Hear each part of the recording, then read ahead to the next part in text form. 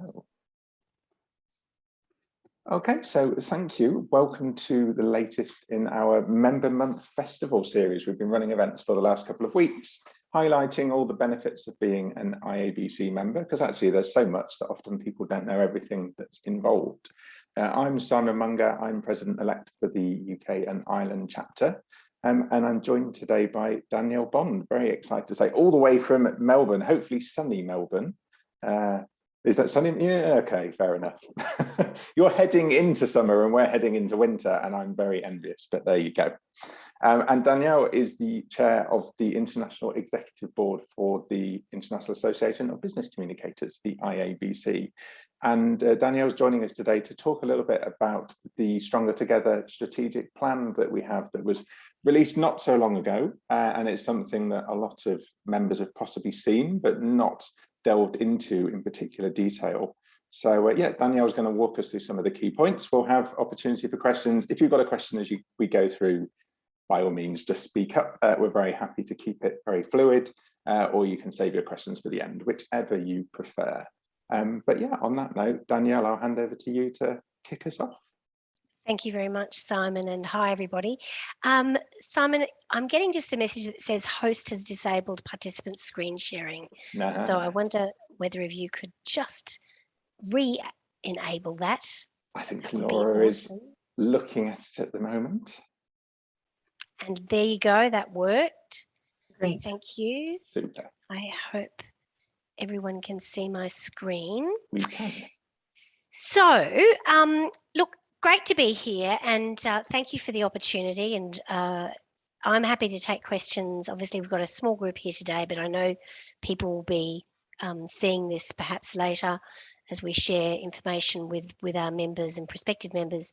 But by all means, any questions as we go. What I'm going to do is give you a little bit of an overview of the strategic plan that we have developed through the International Executive Board. And it's a plan that takes us through to 2025.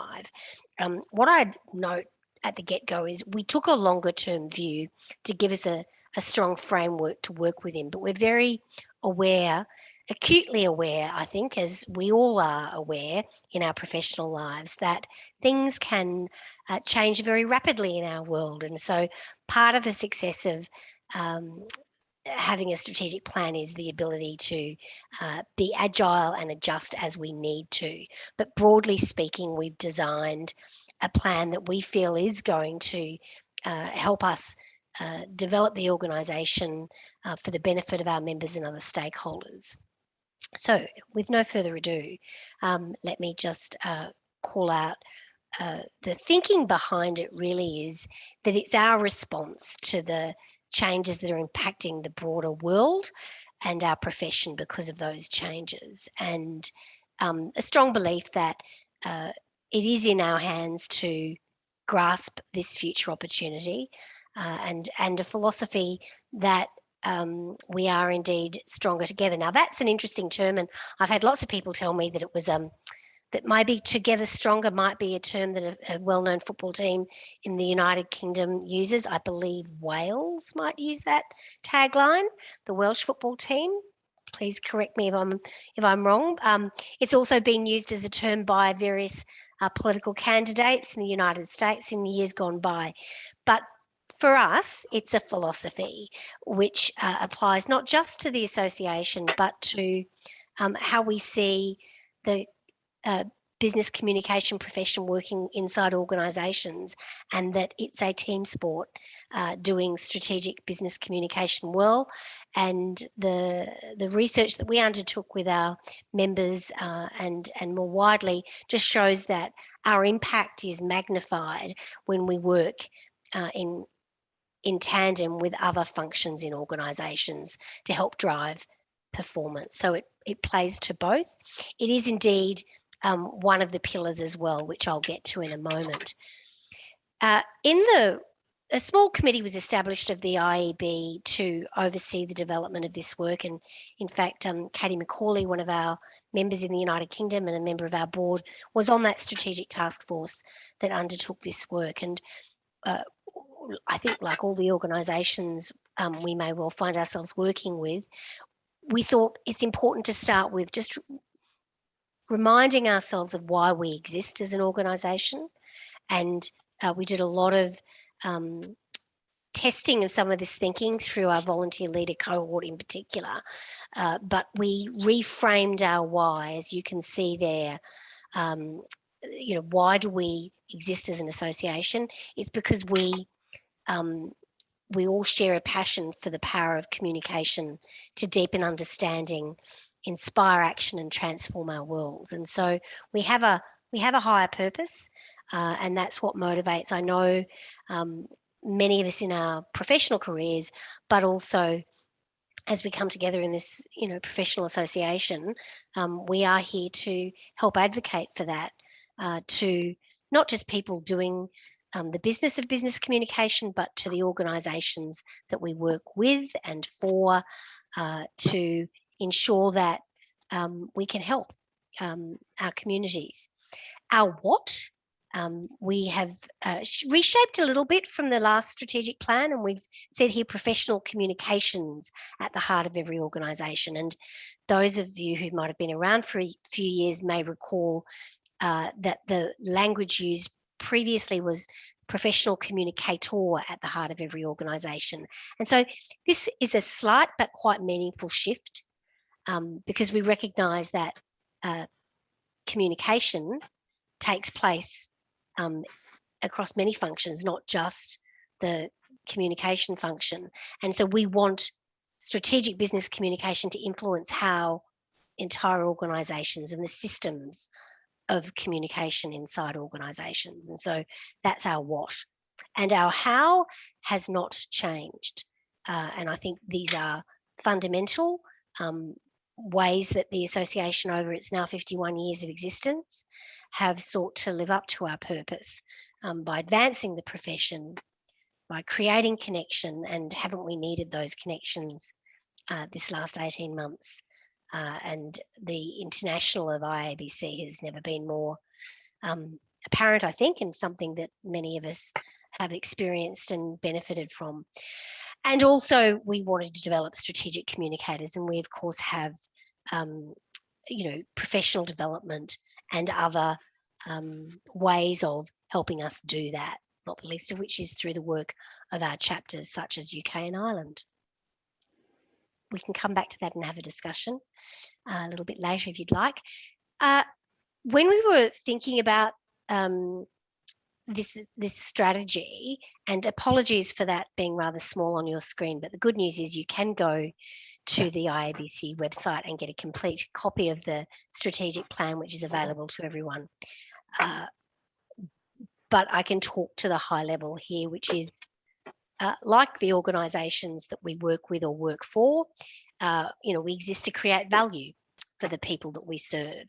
And it's always worth remembering that the stakeholders that we work with as an association, of course, start with our members, and that's fundamental. It's hard to imagine being a professional membership body, that an association like the IABC that didn't put its members first. And so we want to deliver value for those members through all of the programs and tools and opportunities that we create to benefit them. And we always want to learn and understand what's working. And we want to not sit back on our laurels, but actually think about new value that we might create. And potentially new types of members. I was on a call this morning where we were actually looking at the creative for the World Conference in New York City. And I'm sorry, I cannot share and disclose those visuals with you yet, but I'm looking forward to your feedback because I think they're terrific. But we spoke about the importance of visual communication as a discipline that is becoming, it's always been around, right? But it is certainly something that is ever more important in business communication. And so the types of people that might join us, will represent different disciplines and new disciplines that perhaps were not around when some of us embarked on our careers many years ago. The other audience that the association cares about and wants to deliver valuable experiences for and to and with are our volunteer leaders. And, you know, we are very fortunate to have such an engaged community of volunteer leaders. At last count, 1,000, and that's a very sizable volunteer community. And, you know, the selfless work that we do as volunteers, the association wouldn't be able to deliver value for the other stakeholders without it. But equally, I know from many of the people like myself and others derive a lot of personal value out of being a volunteer as well. And it is a great way to build your network locally and regionally and internationally, to develop skills that you may never have had the opportunity to do. You know, all the volunteer roles that get undertaken, in my instance, you know, sitting on a board with fiduciary responsibilities. I have not had, I've had that experience once before, but I haven't had that experience to do so internationally. So great opportunities, and we want to create an experience that's valuable for volunteers. Business, of course, and when I say business in this context, I'm acutely aware that sometimes it might be a not-for-profit, so it may not be a business for profit, but it also might be a government body. But for our purposes, we are the IABC, so we just choose to use that term. But we know that to deliver value beyond just to members and volunteers, we ultimately need to, as we do as comms pros, deliver value to the organisations.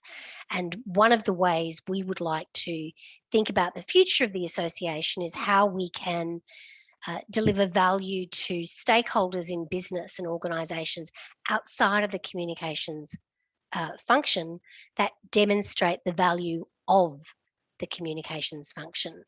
And I think there's lots of examples where you sort of know you're doing well when you have a peer in your organisation or a member of your executive or C-suite share a report such as Edelman's to say, oh, have you seen this? This is very useful insight that I'm invested in as an executive in this organisation.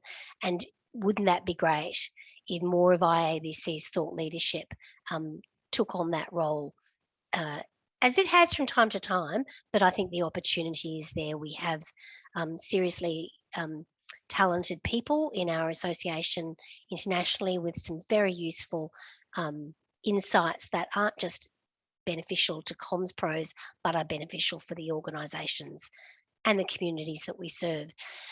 And then the other way that we aspire for the association to create value is to the profession at large. And, you know, we are not the only professional association that communication practitioners are members of. There are many others, and we're happy to work in cooperation with all players.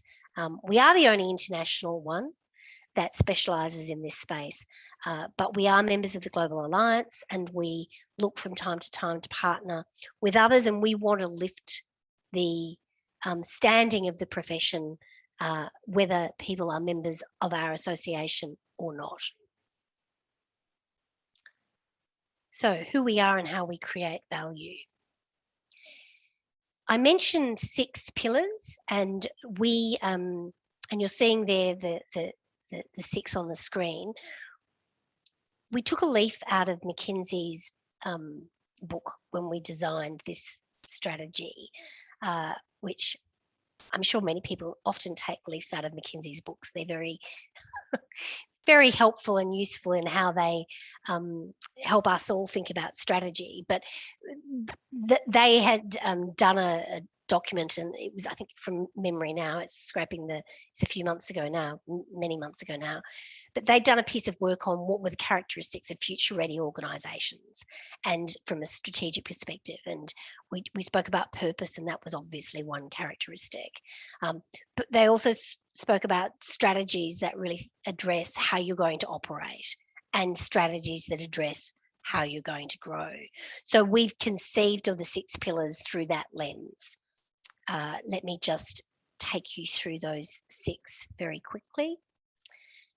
So Stronger Together, which became the name for the strategy, is really focused on, it's a bit internally focused, to be honest, but the end game is to create a broader community and to leverage the benefits of the fact that we operate locally, regionally and internationally, and that through those networks and connections, if we can become more agile in how we do things around here, we can deliver greater value. And so you will see in the course of the next few years examples, I think, of the association being less separated and more connected in how we tackle some of the things. An example is we have connected, for those who are volunteer leaders on this call, we are connecting vice presidents and directors in chapters who are responsible for membership through an international community of practice, we're calling it. And that's really just designed to create an environment and a network where people, volunteer leaders, can share from each other. We're going to look to do similar things in some other key value drivers for the association. One, which is on the horizon and not too far off on the horizon, is how we can think about engaging students and emerging professionals who are the future of the association and mission critical for creating a vibrant organisation that will sustain the profession as the older demographic amongst us move on to the next stage of our career. We need new blood to reinvigorate. So we will do a Stronger Together approach to tackling that.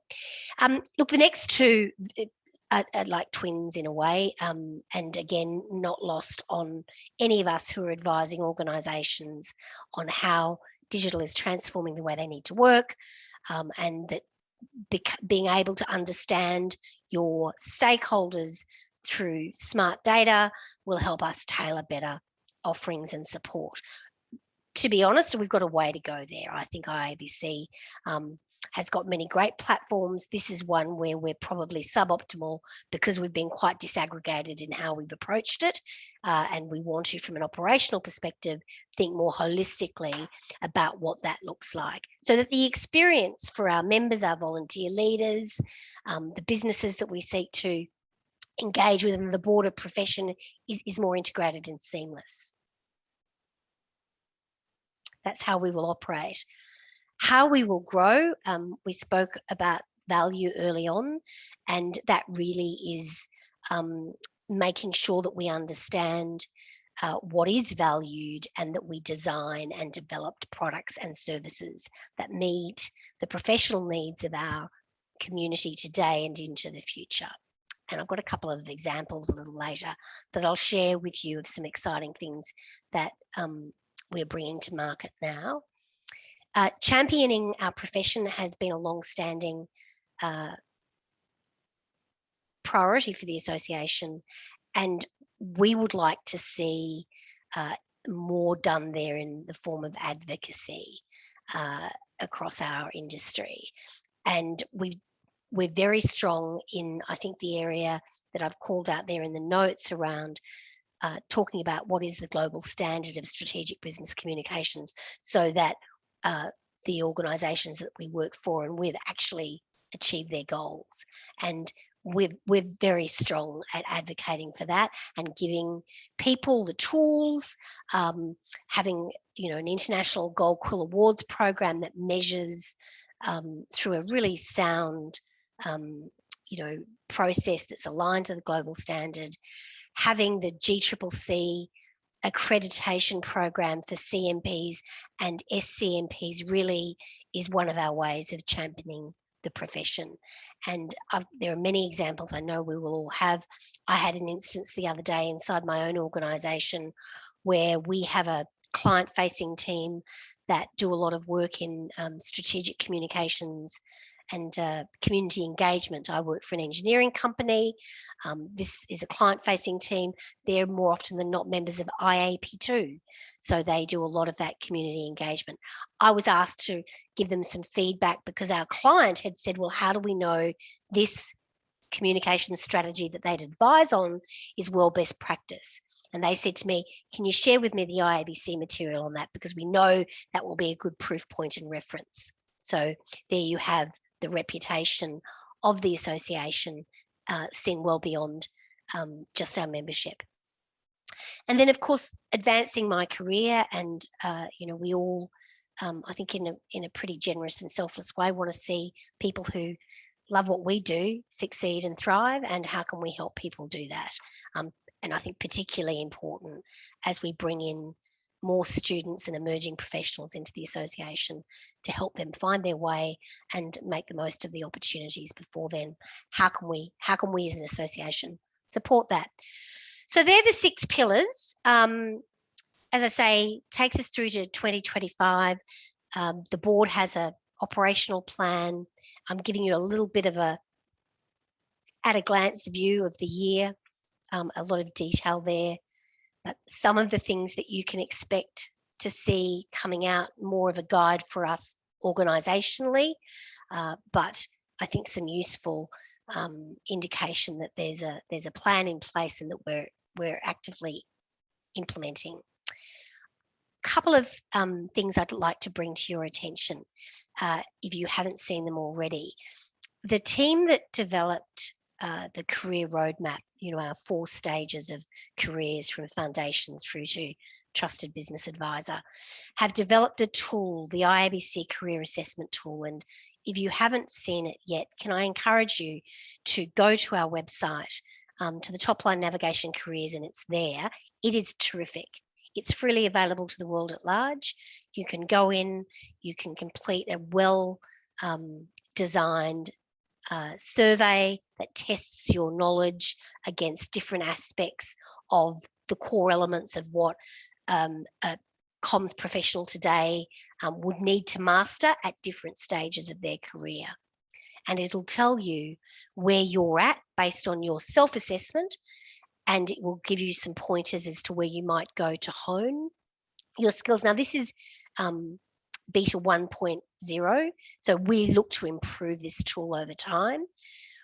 One thing that I'm doing in my own team is I've got my team self-assessing their own, so I'm using that to get a sense of, in my planning and development conversations with my corporate comms team, making sure that they have they're doing the training, getting the experiences and opportunities to improve.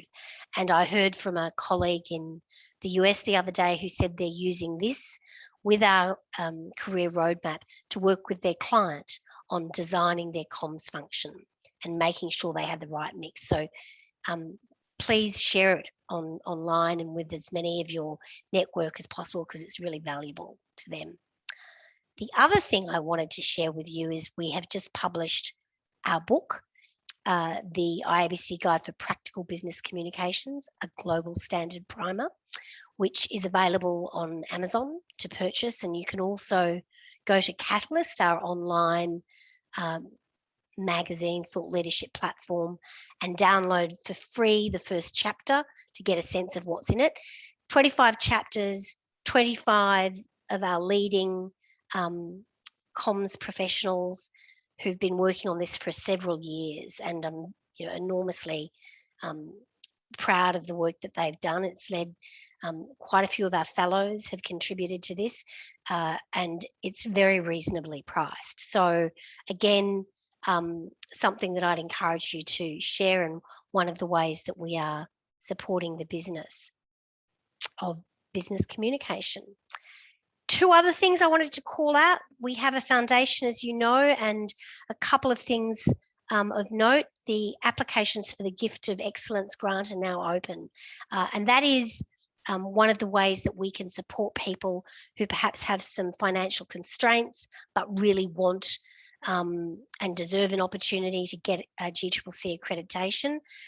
They can apply, and we do hand out grants through our awards committee So if you go to our social media, LinkedIn, it's been posted there, and I think it's open until January from memory. So again, share it with people who you think might find that valuable. The foundation is also really proud to support some of the work of our community, and this is again something you'll be able to see online, but one of my Melbourne colleagues, actually, Sia Papagiorgio, who is the chair of the GCCC, is undertaking research on the mental health and wellbeing of comms professionals, and we're proud to support that alongside Priya and some others, and I think that will be very useful, a useful report for us. And before I break for questions, I could not, New York, it is true. I saw, Simon, that you've registered. I have. Well done. And if you did attend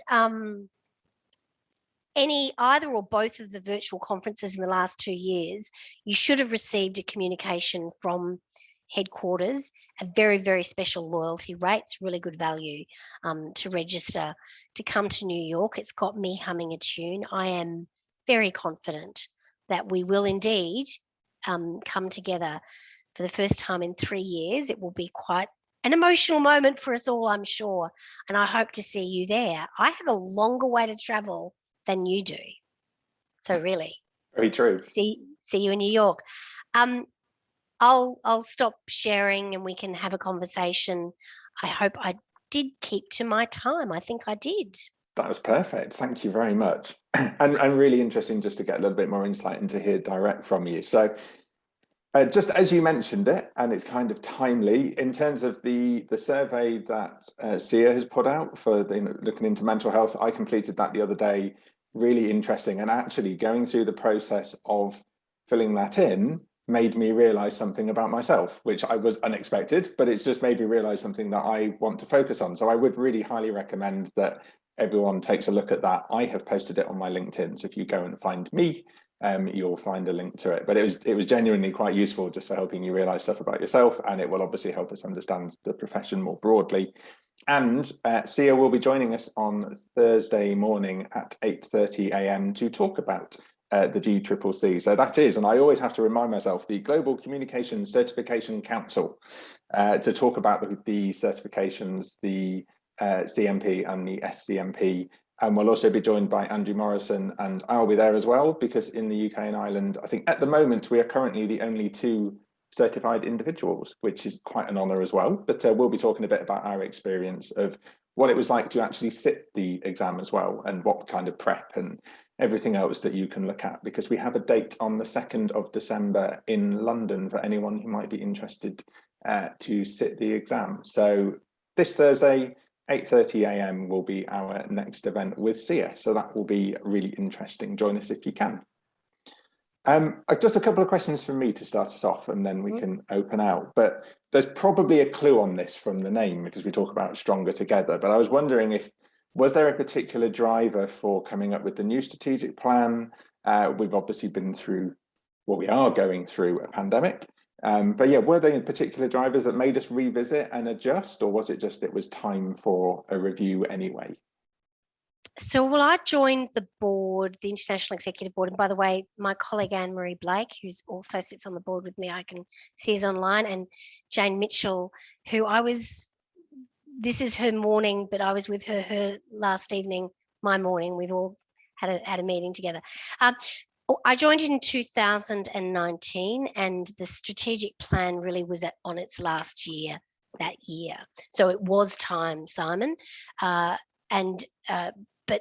also I think plans to get it done got circumvented by some external factors. So it was definitely really important that we get something developed fairly quickly. And we'd also moved the association to Smith Buckland, the association management business. And so there were quite a few important reasons to get clear around our strategy, so that we could have a clear operational plan that we could ask our team at Smith Buckland, our executive director and staff, to execute against. That makes a lot of sense. And I think you talked a lot about the professional communication at the heart of every organization. And this, it's not just about communicators aren't the only people, professional communicators are not the only people who communicate within organizations. And obviously we've always been open, it's in the name really, business communicators could come from many different areas. We've always been open to all, but do you think there'll be plans in future for us to focus more on those other individuals who are also involved? So, our HR professionals, people from other teams who are communicators, but not perhaps in the traditional sense. Do you think we'll ever focus on them a bit more and be inclusive of them in a broader way? I mean, I'd like to think so, because I think the reality is, if you look at some of the data which talks about, in fact, I do want to do this.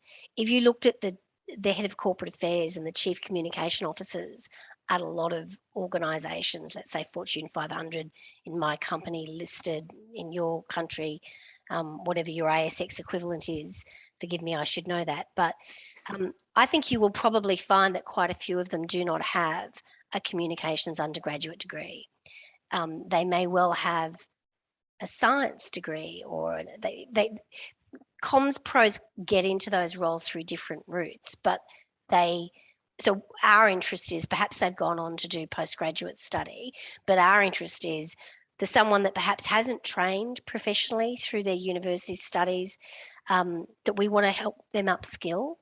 I saw a discussion on the Hub the other week, which I thought was terrific, which was one of our members saying, "Oh, my new boss, who is now the chief comms officer, has asked me to, explain exactly how this is done." And she was feeling this person writing seeking feedback was feeling a bit defensive that she was being asked to explain herself, but actually the Hub community pointed out to her that this was a golden opportunity for her to actually talk about really good strategic communication practice, and help educate somebody who has a seat at the table, so-called seat at the table, on what it takes to really do this well. And it's, as we all know, there's an art and a science to it. So I would like to think we would open up. I don't think we ever want to lose the heart of our being, though, which is communication professionals who have trained and grown and developed. But we should be open to the fact that a lot of organisational communication happens in different departments, and we want to either have our professionals in those departments doing the work, or have networks where we can connect and sense make across those functions, so that the sum of the output does indeed do what the business needs it to do. Absolutely. And I think it's, as you say, if we can share that, if we're talking about, our purpose is to make sure that all comms is professional and strategic, then yes, that's going to involve a broader group. But yeah, I think having that, you talked about, international focus being really key. I love the fact that we are international and you can tap into people from all over the world. And the Hub, which you referred to, for anyone who doesn't know, is one of the other resources that's available, an online platform where you can ask questions of anybody and everybody. And literally whenever I posted on that, you always get tons of really interesting response that you just wouldn't get from necessarily just from the people you work with. So you have access to that as well, if you're a member. Maybe there's also a way of thinking about some of the adjacent professional associations that we should be partnering with. Mm-hmm. So I think of the role of the chief legal officer or the general counsel in organisations, and I'd be interested in what others have seen, but in financial services organisations in this part of the world, sometimes you find the comms department reporting through the chief legal officer. I'm never sure about that myself, but it certainly says to me that if you want to understand reputation building and protection, we will be partnering with the in-house lawyers or the external legal advisors, and they're relationships that we should be building on. I think obviously HR, many people doing our jobs have already got very strong working relationships with HR teams, and employee experience and employee communications is a space, but it doesn't stop and start there. We've got many other functions that we ought to be working with and influencing, and help them get the power of I just came off a call with our new Chief Information Security Officer who joined my organisation from KPMG, and the whole conversation was around how to educate our workforce. Yeah, absolutely. And it's great that those conversations are happening in a changed way. And I think there was another conversation on LinkedIn the other day, you touched on HR, talking about, it was a recruiter asking about comms professionals who were considering swapping from being communicators to people leaders, and I thought that was an interesting kind of, it's actually quite a good fit. We look at engagement as a topic and being owned between HR and comms. There are people actually having career changes, and possibly the other way around as well. We'll gain some people officers into communications. Yeah, can I just build on that from the back of my London taxi? Good morning, Danielle. Sorry, good morning, Anne-Marie. I'm doing my commute. So I also teach students that are kind of just starting out and apprentices. And part of what I do is try and explain what communications is and public relations is. And there are a whole range of roles that people don't actually realise. So investor relations, government relations, influencer relations, marketing, communications. And I sometimes think we spend quite a lot of time, I don't know if that's because what we do, focusing on internal comms, and I'd kind of like us to focus a lot more on the rest of the business communications, because I think that will only benefit more people. 100% agree. And it's something, isn't it, where you kind of, I don't know if it's just naturally how it's happened, where you end up with lots of members who are more internally focused. But I think that now it's really true that you have, what's internal is external and vice versa. We used to have lots of discussions maybe 10 years ago when Twitter was relatively new, saying you have to be very careful about what you put because, it will be seen by other people. Any communication at all that's produced internally goes external within minutes, if it wants to. So hopefully, yeah, we can be working together makes us more inclusive as well, and understanding of that and seeing all comms as it's a different channel, but ultimately it can get anywhere if it needs to. So perfect. I don't know, has anyone else got any questions that they'd like to ask? Yeah, I was going to add on to that as well, and I just wanted to say thanks, Danielle, so much for presenting that. That was really, really interesting.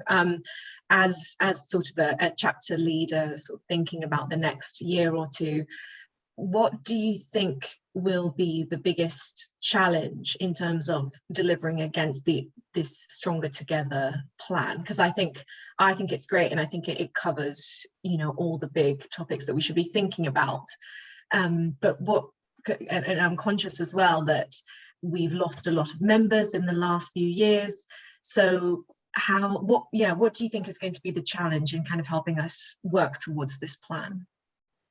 So I think it's a good question, and I think the biggest risk is that we have something like, I don't know what comes after Delta, but something that will derail our the progress we've started to make. I feel we have to make choices and not boil the ocean, and focus on one or two things and execute them really well, and see how that, learn from that and improve. I'd like to see us be a bit more confident about tapping into our networks and inviting people to have a conversation about membership. I actually shot off half a dozen emails last night to former colleagues of mine who are in very different and interesting organisations in senior roles. I think we should be bolder. We've got something really valuable to offer, and I would encourage us to do that. But so they're my thoughts, Laura. We still, we've had some, I think, things happen to us, and some things that we've done to ourselves, to be perfectly honest. And I think we need to recognise that, learn from it, and then take measured steps to improve the financial stability, so that we can slowly but surely regroup, and then we can be a little bolder. But the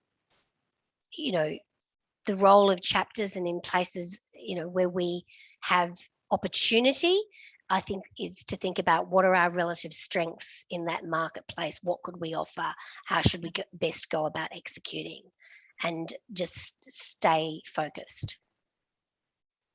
Hope that answers your question. Yes, thank you. I love the focus question. So Neil and I did, and it's also, I don't like to use this phrase because it's a bit corporate, but kind of leveraging kind of our strengths. Neil and I did a webinar yesterday on gold quill. And I always position it as whether you want to enter an award or not, there's something there for you. There's a framework that you should be able to use in your day-to-day work to position yourself against global excellence.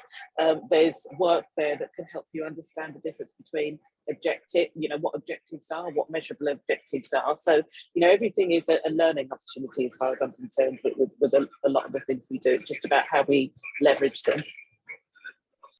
Yeah. Agree. Totally agree. And I just see James put in the comments, also think we must be bold and confident about our purpose and tell great stories about how we're delivering that across the world.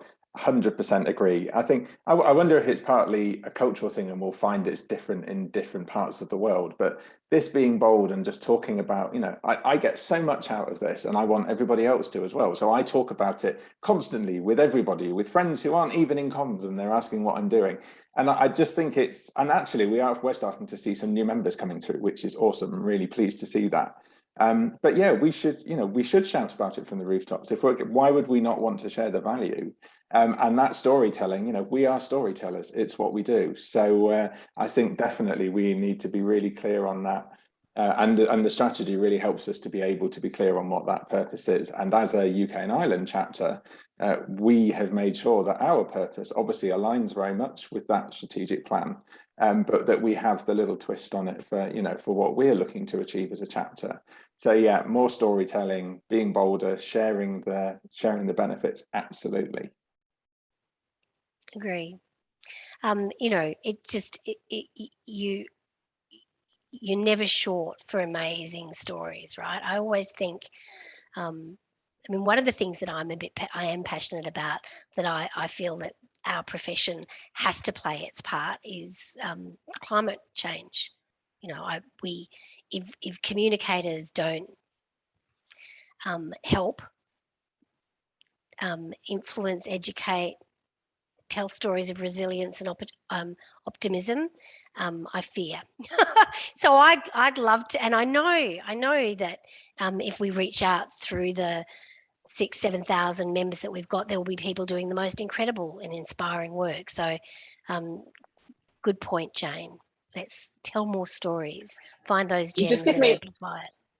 You just give me a nugget of an idea, Danielle, because in my day job, I'm doing a bit of work on ESG, but from the business point of view, actually. And I think I'm going to have to look more about how we can, what this means for us as communicators. I think there's an event there somewhere, I think. Oh, yes. Well, we're going to be in New York City, Anne-Marie, and that is the home of the United Nations, the UN Global Compact. There's something to be done. Back in. They're letting me back in. I can't wait. 2 years on the IAB, I've not met anyone yet. I know. What a shock it'll be. Yeah. If somebody will go, oh, I thought you would be tall. I say to people, no, I'm very short.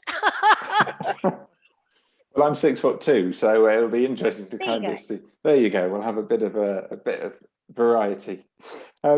On that note, I think we come up to time. So thank you very much, Danielle. It was really interesting to hear from you. Thank you for giving us your time.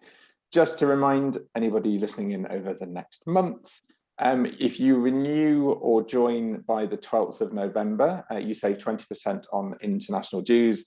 And the good news is that if you are currently a member and you're not technically up for renewal just yet, you can still renew now, get the saving, and it adds the days onto your membership expiry date. So it's definitely well worth doing. And I know quite a lot of the UK and Ireland board have already taken advantage of that. So you have between now and the 12th of November to make the most of that discount. And just that reminder, Thursday, 8:30 a.m, we have GCCC talking about certification with Sia Papagiorgio, and I will hopefully see you all then. So thanks very much, everyone. And have a great rest of your day, everyone. Bye for now. Thanks for the Take care. Thanks, Danielle. Ciao.